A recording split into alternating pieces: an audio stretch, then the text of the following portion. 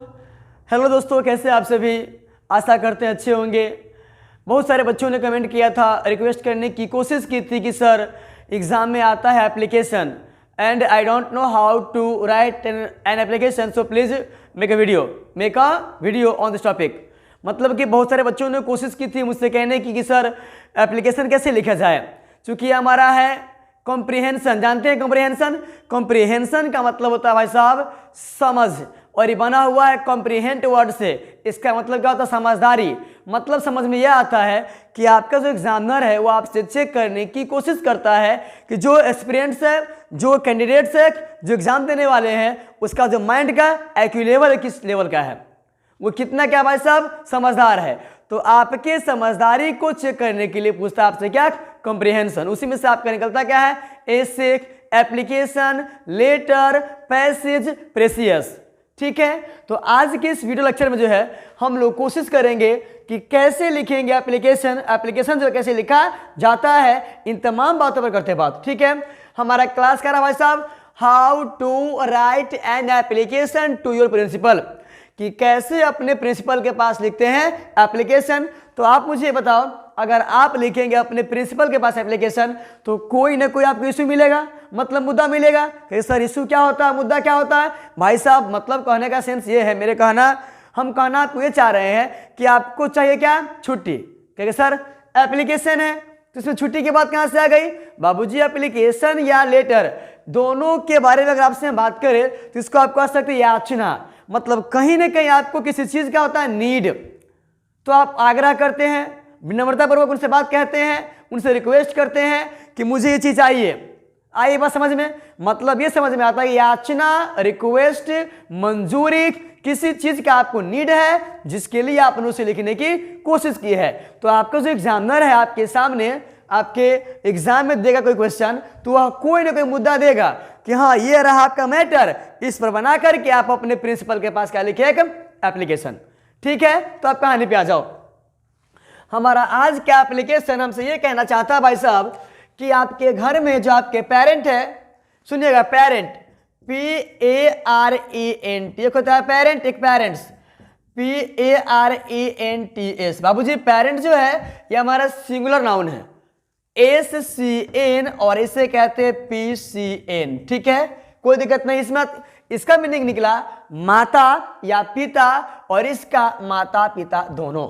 तो आपके घर में जो आपके पेरेंट्स हैं वो इल है, वो बीमार है, उनको टाइफाइड है, और आपको 1 सप्ताह का जो है कंप्लीटली लीव लेना है, because your family doctor has advised. आपके जो परिवार के डॉक्टर है उन्होंने आपको क्या दिया है? सलाह दिया है कि आपके पापा मम्मी को जो है 1 सप्ताह कंप्लीट रेस्ट का क्या है? नीड है। ठीक है, आप कहानी पे आ जाओ। सबसे पहले लिखेंगे हम टू के बाद कॉमा। इस टू का मतलब होता है को, मतलब ये समझ में आता है कि एप्लीकेशन किसके पास आप लिख रहे हैं। ठीक है, एप्लीकेशन आप किसके पास लिख रहे हैं उसके लिए हमारा आता है क्या? टू, सेवा में। ठीक है, को, the principal SLK Shri Lakshmi Kishori college, ये पड़ता का भाई साहब तो सीतामढ़ी बिहार। आप जिस किसी कॉलेज से करते हैं बिलोंग, आप अपने उस कॉलेज के नाम का मेंशन यहां कर सकते हैं। ठीक है, इसके बाद सर मतलब महाशय, most respectfully I beg to say that, इसका मतलब होता है सादर निवेदन पूर्वक कहना यह है कि माई पेरेंट्स, मेरे माता पिता, आर इल, बीमार है, विद टाइफाइड, उनको टाइफाइड हो गया है। ठीक है, there is no one else to look after them, there is no one मतलब कोई नहीं है, टू लुक आफ्टर देखभाल करने के लिए, देम उन लोगों को। किन लोगों को? तो माता और पिता, माता जी और पिताजी को। मतलब समझ में यह आता है कि आपके घर में और कोई नहीं है जो उनकी सेवा कर सके। The family doctor has advised, और जो पारिवारिक डॉक्टर है उन्होंने सलाह दिया है अ वीक्स कंप्लीट रेस्ट, कि आप जो है मतलब अपने माता पिता को बोलिए कंप्लीट 1 सप्ताह आराम करने के लिए।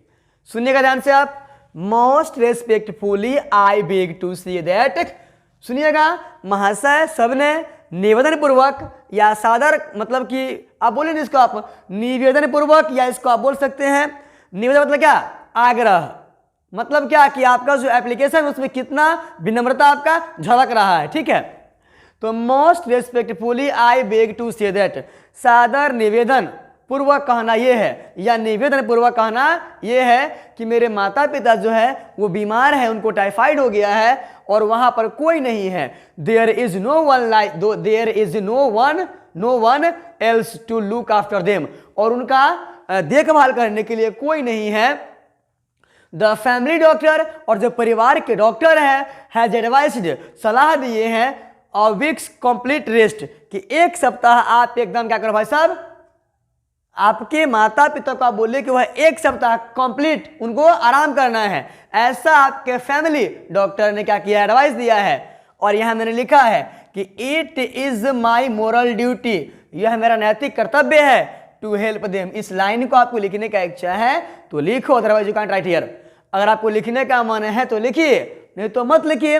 मतलब ये समझ में आता है कि it is my moral duty, यह हमारा नैतिक कर्तव्य है, टू हेल्प देम, कि मैं उनका सेवा करूं। क्यों? Because they are your parents, क्योंकि लोग आपके माता पिता हैं और आपके सिवा घर में कोई है नहीं। वो है क्या? टाइफाइड से ग्रसित है, और आपको जो फैमिली डॉक्टर है उन्होंने आपको एडवाइस दिया है कि आपके माता और पिता को नीड है एक सप्ताह कंप्लीट बेड रेस्ट का। ठीक है, आप जो है आगे आ जाओ। काइंडली, दयालुता पूर्वक, ग्रांट मतलब मंजूरी देना, मंजूरी दीजिए,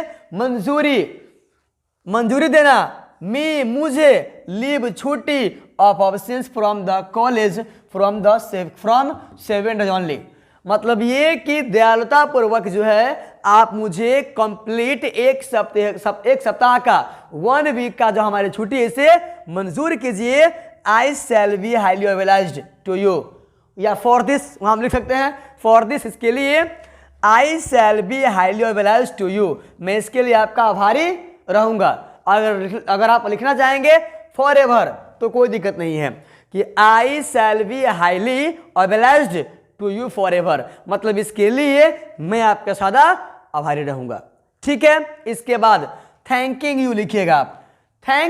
थैंक यू से ज्यादा बेहतर होता है थैंकिंग यू, क्योंकि अभी आपने एप्लीकेशन लिखा है, आपके एप्लीकेशन को मंजूरी मिला नहीं है।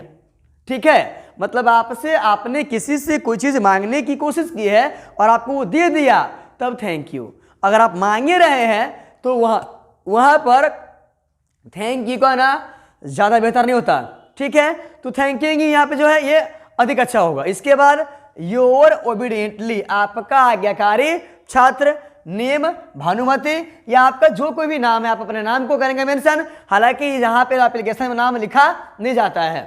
ठीक है, रोल नंबर हो गया आपका 1 2 3 4 5 6 जो भी हो गया आपका। इसके बाद में क्लास 12 सेक्शन ABCD जो कुछ भी है।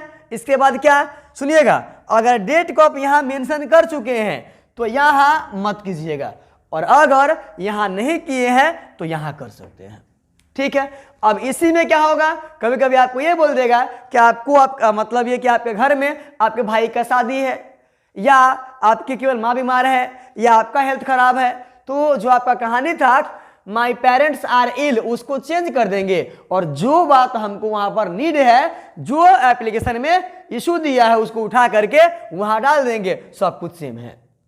ठीक है, ऐसा हम आशा करते हैं, ऐसा उम्मीद करते हैं कि जो हमारा कहानी है आपको समझ में आया होगा।